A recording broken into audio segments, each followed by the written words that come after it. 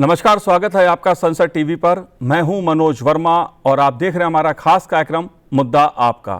आज हम बात करेंगे चीन में शंघाई सहयोग संगठन की बैठक में आतंकवाद के मुद्दे पर भारत के कड़े रुख की। चीन में हुई शंघाई सहयोग संगठन की बैठक में भारत के रक्षा मंत्री राजनाथ सिंह ने आतंकवाद पर कड़ा रुख अपनाते हुए साझा बयान पर हस्ताक्षर करने से इनकार कर दिया, क्योंकि इसमें हाल ही में जम्मू कश्मीर के पहलगांव में हुए आतंकी हमले का जिक्र तक नहीं था, जिसमें 26 लोगों की मौत हुई थी। माना जा रहा है चीन और पाकिस्तान ने साझा बयान संबंधी दस्तावेज में आतंकवाद के मुद्दे को कमजोर करने की कोशिश की, जिसका भारत ने कड़ा विरोध किया। नतीजन एससीओ सम्मेलन के बाद कोई संयुक्त बयान जारी नहीं किया गया। शंघाई सहयोग संगठन में भारत, चीन, पाकिस्तान, रूस समेत कुल 10 सदस्य देश शामिल हैं।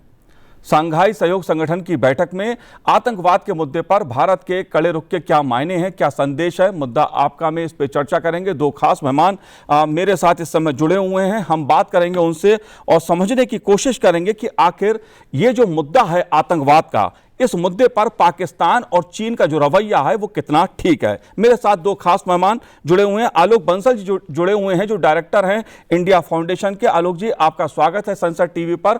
साथ ही हम बात करेंगे डॉक्टर अरविंद गुप्ता जी से, जो डायरेक्टर हैं विवेकानंद फाउंडेशन के। अरविंद जी, आपका भी स्वागत है संसद टीवी पर।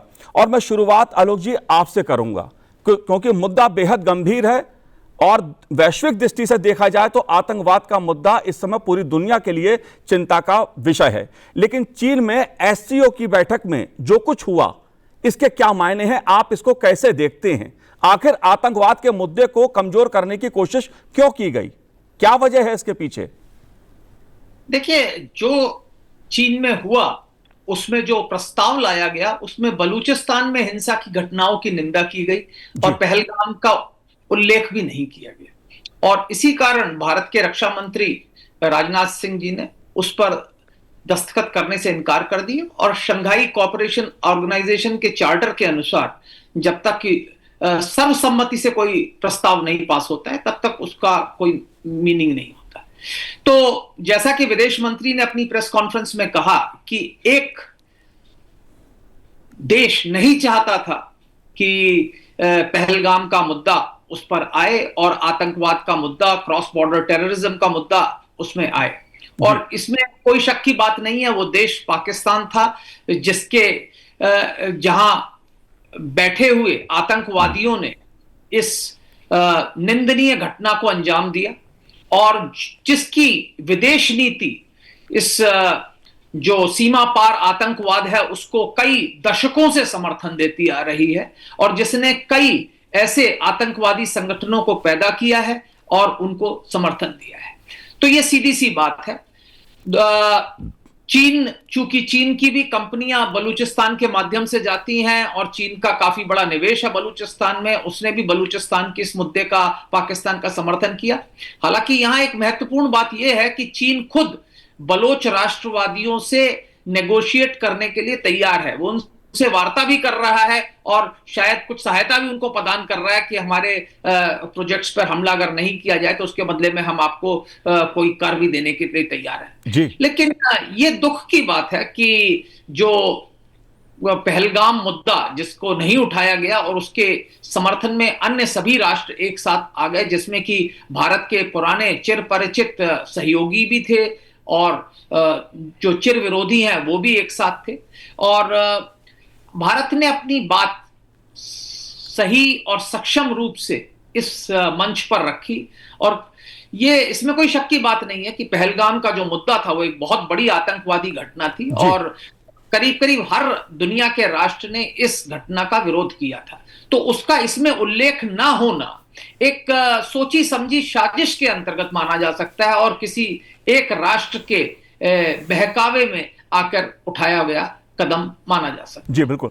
डॉक्टर अरविंद जी, मैं आपसे समझना चाहूंगा इस मुद्दे को, क्योंकि बेहद अहम मुद्दा है ये आतंकवाद की दृष्टि से और भारत ने वैश्विक स्तर पर जीरो टॉलरेंस की जो नीति अपनाई है आतंकवाद को लेकर और वैश्विक मुद्दा इसे बनाया है। जाहिर तौर पर एससीओ कंट्रीज की बैठक में जो कुछ हुआ वो एक चिंताजनक स्थिति है, खासतौर से पाकिस्तान और चीन ने जिस तरह की एक मैं कहूंगा गठबंधन दिखाया है आतंकवाद के मुद्दे पर, आतंकवाद के इशू को कमजोर करने की कोशिश की है और उसका रक्षा मंत्री राजनाथ सिंह ने कड़ा विरोध किया। आप कैसे देखते हैं आतंकवाद के मुद्दे पर पाकिस्तान और चीन के इस रवैये को?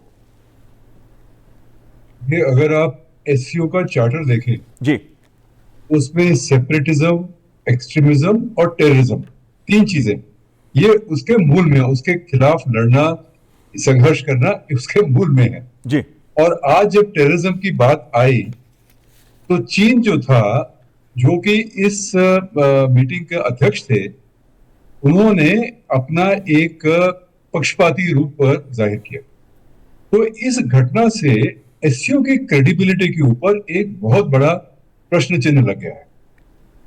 जैसे कि आलोक जी ने समझाया, ये चीन के शायद अपने भी इसमें कुछ स्वार्थ निहित हैं। लेकिन अगर आप टेररिज्म के मुद्दे के ऊपर, और जो एक इतना बड़ा हुआ, जैसे कि उन्होंने कहा कि पूरा विश्व उसके उन्होंने इसका कंडेम किया है, और फिर आप ना उठाएं और वो बलूचिस्तान लेके आए, तो ये तो मुझे लगता है कि एससीओ के भविष्य के लिए एक अच्छी चीज नहीं है।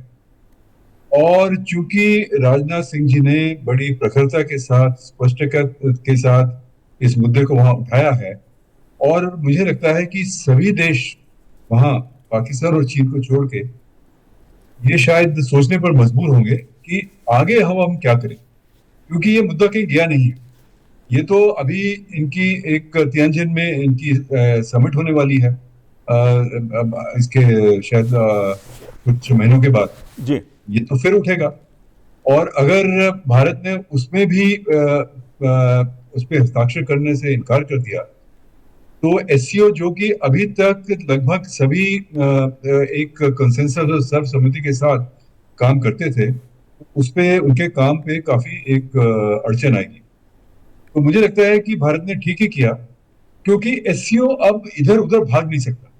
जी, आतंकवाद का मुद्दा उनके चार्टर में है, और जिस समय एससीओ आया 2001-2 के आसपास, तो उस समय आतंकवाद एक बहुत बड़ा मुद्दा था, हर देश उससे पीड़ित था, इसीलिए उसको वहां लगाया गया, और आज आप उससे भाग रहे हैं।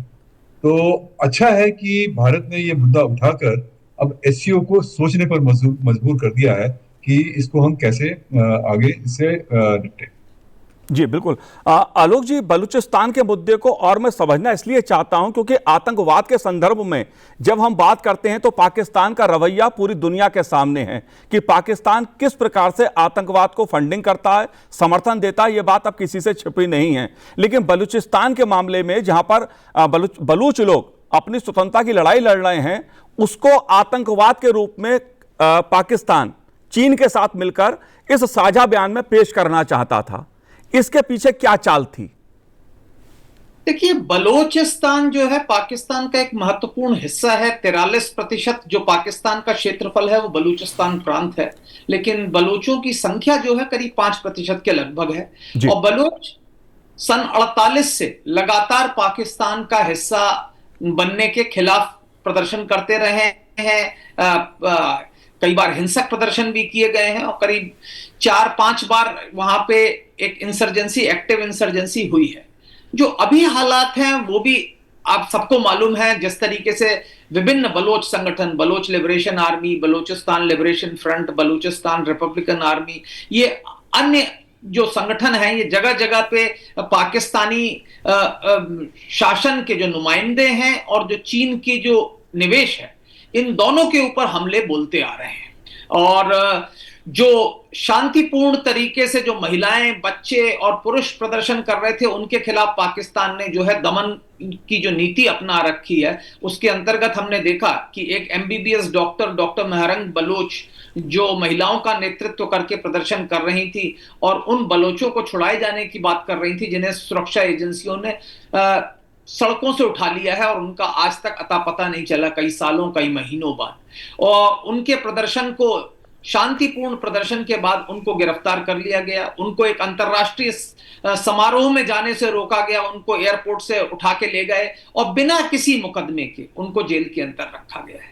तो बलूचों के साथ जो दमन की नीति पाकिस्तान अपना रहा है वो तो सबको मालूम है, और उसके खिलाफ बलूच समय समय पर पाकिस्तान की हुकूमत, विशेषकर उनके सैनिकों के खिलाफ कदम उठाते रहते हैं, कई बार हिंसक कदम उठाते हैं। और साथ ही साथ पंजाब से आए हुए जो लोग बलूचिस्तान में बसे हुए हैं, कई बार उनके खिलाफ भी कई हिंसक कदम उठाए जाते हैं, क्योंकि पंजाबियों को बलूचिस्तान में पाकिस्तान की औपनिवेशिक नीति का एक अंग समझा जाता है। यह समझा जाता है कि बलूचिस्तान की जो डेमोग्राफी है उसको बदलने के लिए पंजाबियों को वहां व्यवस्थित रूप से लाया जा रहा है और वहां पे स्थापित किया जा रहा है। जी, जाहिर तौर पर बलूचिस्तान के मुद्दे को लेकर पाकिस्तान आतंकवाद के जरिए कोई दूसरा ही खेल खेलना चाह रहा था, और भारत ने पाकिस्तान और चीन के इस खेल को एक्सपोज कर दिया दुनिया के सामने। लेकिन इस सम्मेलन में, एससीओ कंट्रीज के सम्मेलन में, डॉक्टर अरविंद जी,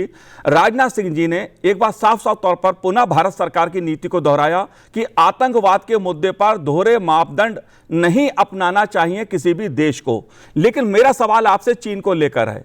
आतंकवाद के मुद्दे पर पाकिस्तान के साथ चीन अंतर्राष्ट्रीय मंचों पर भी खड़ा नजर आता है, कई बार यह देखने में आया है, और पहलगांव के मुद्दे पर भी जिस तरह का रवैया चीन ने अपनाया वो भी दुनिया के सामने है।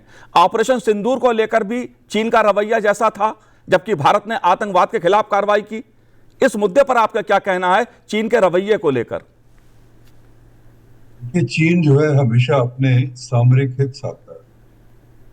तो चीन और पाकिस्तान की जो एक संबंध है बहुत पुराने हैं और बहुत गहरे हैं, और हमने पहले भी देखा है, पिछले गत वर्षों में भी देखा है कि यूएन में जब भी हमने कोशिश की कि किसी आतंकवादी समूह को या किसी लीडर को उसको टेररिज्म कमेटी के उसकी लिस्ट में डलवाया जाए, तो चीन ने हमेशा उसका विरोध किया। तो ये तो बदलने नहीं वाला है, क्योंकि वो चीन उसको पूरी तरह से सामरिक रूप में देखेगा। और जैसा कि आलोक जी ने बताया कि वो उन बीएलए और दूसरे जो संगठन हैं उनके साथ अलग से भी बातचीत करेगा। तो हमें ये कोई उनका कोई ऐसा इसमें प्रिंसिपल हो टेररिज्म के ऊपर, बोलने को तो कुछ भी बोले, लेकिन अंततोगत्वा वो अपना सामरिक हित उसमें देखेंगे। और उनके लिए बलूचिस्तान बहुत इंपॉर्टेंट है, वहां पे वो ग्वादर का पोर्ट बना रहे हैं, उनके लिए चाइना पाकिस्तान इकोनॉमिक कॉरिडोर वो बहुत इंपॉर्टेंट है, और उनके लिए पाकिस्तान एक साधन है जिसके जरिए वो अपने हित वहां पे साधेंगे, और जो भारत के ऊपर जो दबाव डालना है उसकी नीति वो अपनाएंगे। तो चाहे एससीओ का सम्मेलन हो या ना हो या कुछ भी बोले जाए, लेकिन जो उसके मूल में यही बात है, वो अपना सिर्फ हमसे हमें कुछ ज्यादा उससे एक्सपेक्टेशन नहीं रखनी चाहिए। जी बिल्कुल। आलोक जी, चीन की भूमिका को आप कैसे देखते हैं? क्योंकि आतंकवाद के मुद्दे पर पाकिस्तान की जो नीति है, जो रीति है, जिस तरह का पाकिस्तान खेल खेलता है सबको मालूम है, लेकिन चीन का जो रवैया है उस पर भी कई बार सवाल उठे हैं, और इस बार एससीओ कंट्रीज में जो कुछ हुआ उसको लेकर भी चीन के रवैये पर सवाल उठना लाजमी है। आप कैसे देखते हैं चीन की भूमिका को? जहां तक सवाल चीन का है, चीन कई बार दोहरी भूमिका अपनाता रहा है। अगर आपको याद हो, कई सालों पहले जब चीन में भी आतंकवादी घटनाएं हो रही थी तो उन्होंने डीजीआईएसआई को पाकिस्तान से चीन में सम्मन किया था और उसको जाना, तो ये कई सालों की पहले की बात है। जहां तक सवाल आतंकवाद का है, जब तक उनको पाकिस्तान की जरूरत होती है वो पाकिस्तान का समर्थन करते हैं। हमने देखा कई खूंखार आतंकवादियों को जब संयुक्त राष्ट्र में प्रोक्लेम्ड ऑफेंडर या प्रोक्लेम्ड टेररिस्ट घोषित करने की बात हुई तो कई बार चीन ने उसमें टेक्निकल स्टे लिया है। उन्होंने तकनीकी कुछ जानकारियां मांगी हैं उनके बारे में। लेकिन साथ ही साथ कई बार ऐसा भी हुआ है कि चीन ने भारत के प्रस्तावों का समर्थन किया है और कई आतंकवादियों को आतंकवादी घोषित भी किया है। चीन जो है, जैसा कि डॉक्टर गुप्ता ने बताया, अपने हितों के अनुसार चलना चाहता है, और इस वक्त चीन को पिछले कुछ समय से लग रहा था कि भारत के साथ संबंध सुधारना उसके हित में है, क्योंकि चीन और अमेरिका के बीच में टकराव हो रहा था। पर जैसा कि आपको मालूम है कि चीन और अमेरिका के बीच में एक डील आर्थिक डील हो गई है और कुछ ना कुछ उसका होगा, तो अब चीन को शायद भारत की उतनी जरूरत ना हो जितनी वो अभी तक दिखा रहा था। हो सकता है कुछ हमारे जो अभी तक वो हमारी तरफ प्यार की पेंगे बढ़ा रहा था वो शायद अब कम हो जाए। आप देखें कि हमारी तरफ जो अप्रोचेस बढ़ रही थी उनकी वो कम हो। हालांकि अभी जैसा कि मैंने कहा, एक पॉजिटिव डेवलपमेंट जिसके बारे में राजनाथ सिंह जी ने भी कहा है कि 6 साल बाद कैलाश मानसरोवर यात्रा हो रही है। जी। तो जहां तक सवाल चीन के साथ संबंधों का है, थोड़ा सुधार है, इसमें शक की बात नहीं है। धीरे है, बहुत धीरे है, बहुत कम है, लेकिन सुधार है। लेकिन क्या ये आगे भी चलेगा, इस पर एक प्रश्न चिन्ह है, विशेषकर चीन और अमेरिका के बीच में बढ़ते संबंधों को देखते हुए। जी बिल्कुल, भारत के जो रक्षा मंत्री हैं राजनाथ सिंह जी, उन्होंने चीन, रूस और बेलारूस के रक्षा मंत्रियों के साथ अलग से द्विपक्षीय बैठकों में क्षेत्र में चुनौतियों और सुरक्षा खतरों के साथ साथ रक्षा सहयोग पर भी बातचीत की है। जाहिर सी बात है कि चीन, रूस और बेलारूस के साथ भारत के जो संबंध हैं उनको लेकर भी जो चर्चा हुई है उसके भी खास मायने हैं, संदेश हैं, क्योंकि रूस और यूक्रेन के साथ जिस तरह की तनावपूर्ण स्थितियां हैं, चुनौतियां हैं, वो भी सबके सामने हैं। और चीन के साथ सीमा को लेकर भारत ने पिछले कुछ दिनों में जो वार्ताएं की हैं उसके साथ शांति भी स्थापित हुई है, लेकिन कई मुद्दे हैं चीन के साथ। अरविंद जी, आप कैसे देखते हैं रक्षा मंत्री राजनाथ सिंह जी की चीन, रूस और बेलारूस के रक्षा मंत्रियों के साथ इस द्विपक्षीय बैठक को, क्या मायने हैं इसके? देखिए, चीन और इंडिया, भारत के बीच में जो संबंध थे उसमें काफी तल्खी आ गई है, वो अब सुधार की तरफ चले। और जब से प्राइम मिनिस्टर मोदी और शी जिनपिंग की मीटिंग हुई कजान में, उसके बाद कुछ बातचीत हुई है। और मुझे लगता है कि राजनाथ सिंह जी का जाना केवल एससीओ समिट में ही भाग लेना नहीं था, लेकिन एक चीन के साथ एक जो विजिट का सिलसिला है वो फिर से शुरू हो रहा है। तो भारत भी चाहता है कि चीन के साथ जो एक टेंशन बहुत ज्यादा बढ़ गई थी उसको अब कम किया जाए, क्योंकि भारत और चीन के संबंध काफी जटिल हैं और केवल एक मुद्दे पर आधारित नहीं है। तो मुझे लगता है कि ये जो सुधार की तरफ थोड़ा एक बढ़े हैं, ये प्रक्रिया कुछ चलती रहेगी, लेकिन उसमें कुछ 1 स्टेप फॉरवर्ड 2 स्टेप बैक इस तरह की बात चलेगी। लेकिन चीन के साथ संबंधों में सुधार धीरे धीरे होगा और धीरे धीरे, जैसे कैलाश मानसरोवर की यात्रा शुरू हो गई है, अब वीजा के ऊपर कुछ रिलेक्शन होंगी, एक एग्रीमेंट भी हुआ था कि डायरेक्ट फ्लाइट्स भी शायद शुरू हो जाएंगी। और ये अभी अगर एक समिट होती है, अब देखना है कि उसमें हमारी तरफ से कौन जाके एससीओ की समिट में हिस्सा लेंगे। तो अभी एनएसए साहब भी वहाँ गए थे, उन्होंने भी वहाँ के वाइस प्रेसिडेंट से बात की, वांगी साहब से बात की, तो आपस में बातचीत का सिलसिला शुरू हो गया है। और ये एक ठीक भी है, क्योंकि अपनी बात जो है हम जो एक द्विपक्षीय स्तर पे बता सकते हैं वो खुल के बता सकते हैं, जो कि शायद कभी एक बहुपक्षीय मीटिंग्स में ऐसा शायद ना हो। तो एक सुधार तो चल रहा है, पर धीरे धीरे मुझे लगता है कि उसी तरफ जा रहे हैं। जी बिल्कुल। आलोक जी, अगर बात में रूस और बेलारूस के साथ राजनाथ सिंह की जो रक्षा मंत्रियों के साथ भेंट हुई है, वार्ता हुई है, द्विपक्षीय संबंधों पर बातचीत हुई है, आप कैसे देखते हैं जब इस समय वैश्विक स्तर पर कई चुनौतियां हैं, रूस और यूक्रेन के बीच जो तनाव है वो जारी है, आप कैसे देखते हैं इसको? देखिए, रूस और बेलारूस जो है सोवियत संघ का हिस्सा थे और हमारी जो रक्षा सामग्री है उसमें काफी बड़ा हिस्सा पूर्व सोवियत संघ के देशों से आता है। रूस आज भी हमारी रक्षा जो सामग्री है, रक्षा का जो आयात है, उसका एक बहुत बड़ा स्रोत है। और रूस के साथ हमारी रक्षा जो सेनाएं हैं उनका एक बहुत पुराना सहयोग चलता आ रहा है। तो कई चीजें हैं जो रूस से हमारे यहाँ आती रहती हैं, कई हमारे जो प्लेटफॉर्म्स हैं उनकी मेंटेनेंस के लिए हमें रूस से सहायता चाहिए होती है। और चूंकि बेलारूस भी सोवियत संघ का हिस्सा था और रूस यूक्रेन युद्ध में उन कुछ राष्ट्रों में से है जो रूस की पूरी तरह साथ है, तो रूस और बेलारूस दोनों से बातचीत की गई है। उन्होंने शायद जो आतंकवाद का मुद्दा है उसके बारे में उनको वाकिफ कराया है कि हमारी क्या कंसर्न्स हैं, क्योंकि ये वो राष्ट्र हैं जिनको जानना चाहिए, क्योंकि बेलारूस हमसे सबसे दूर है। अगर एससीओ के राष्ट्रों को देखा जाए तो फिजिकल डिस्टेंस अगर जहां तक देखा जाए तो बेलारूस हमसे सबसे ज्यादा दूर है और शायद इन मुद्दों को उतना समझते नहीं। तो राजनाथ जी ने कोशिश की है, क्योंकि मध्य एशियाई राष्ट्र तो आतंकवाद के मुद्दे को समझते हैं, हमारे से काफी पास हैं, वो कश्मीर, बलूचिस्तान, इन सभी मुद्दों से कुछ हद तक प्रभावित भी हैं और कुछ हद तक उसको समझते भी हैं। लेकिन बेलारूस और कुछ हद तक रूस इन मामलों को उतनी गंभीरता से नहीं देख पा रहे हैं, तो उनको शायद मेरे ख्याल से उनको इसके बारे में बताया गया, और जो हमारे जो रक्षा सहयोग चल रहे हैं इन देशों के साथ, उसको आगे किस तरीके से और प्रगाढ़ किया जाए और सुदृढ़ किया जाए, उसके बारे में मेरे विचार से उन्होंने बातचीत की।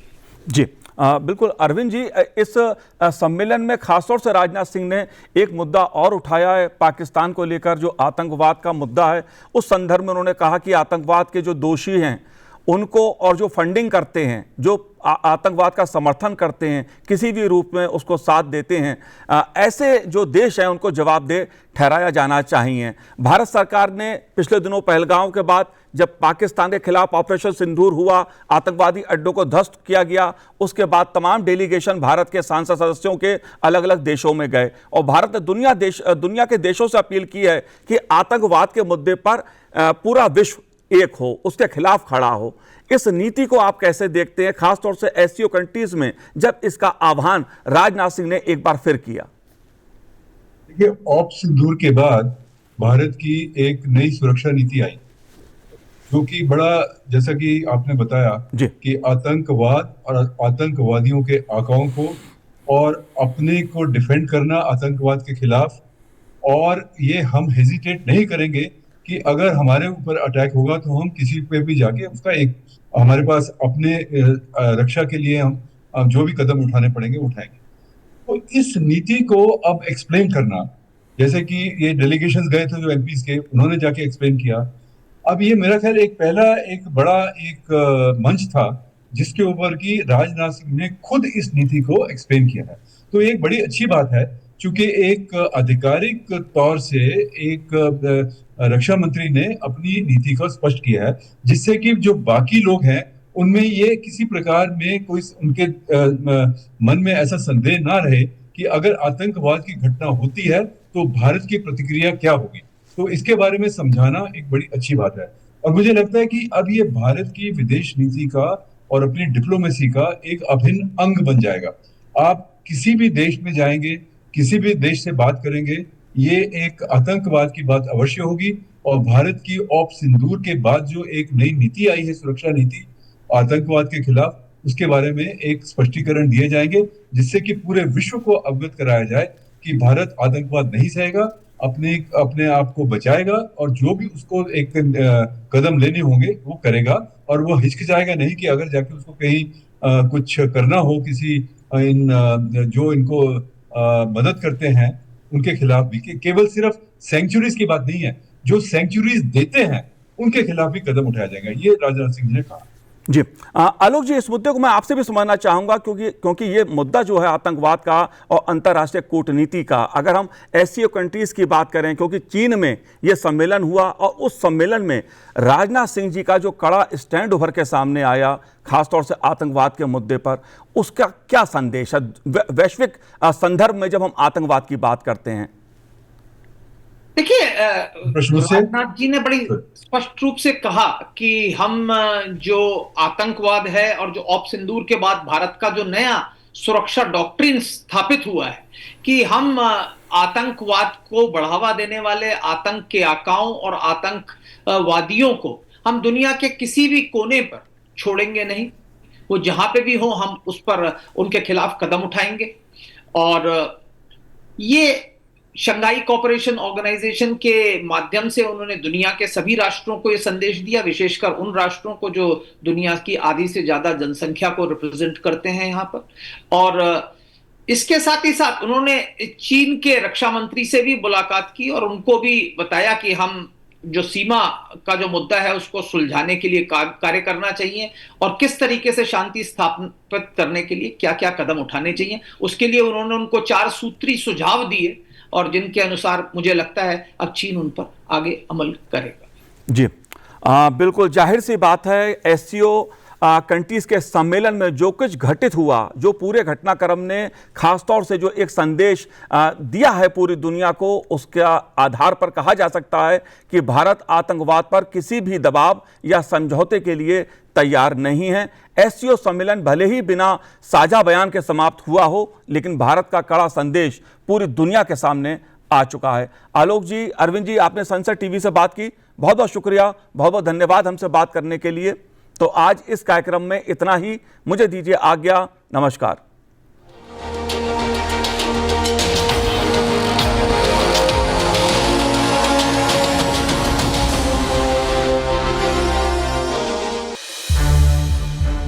संसद टीवी के और भी प्रोग्राम्स देखने के लिए सब्सक्राइब करें हमारा YouTube चैनल और हाँ, इन्हें लाइक और शेयर करना ना भूलें।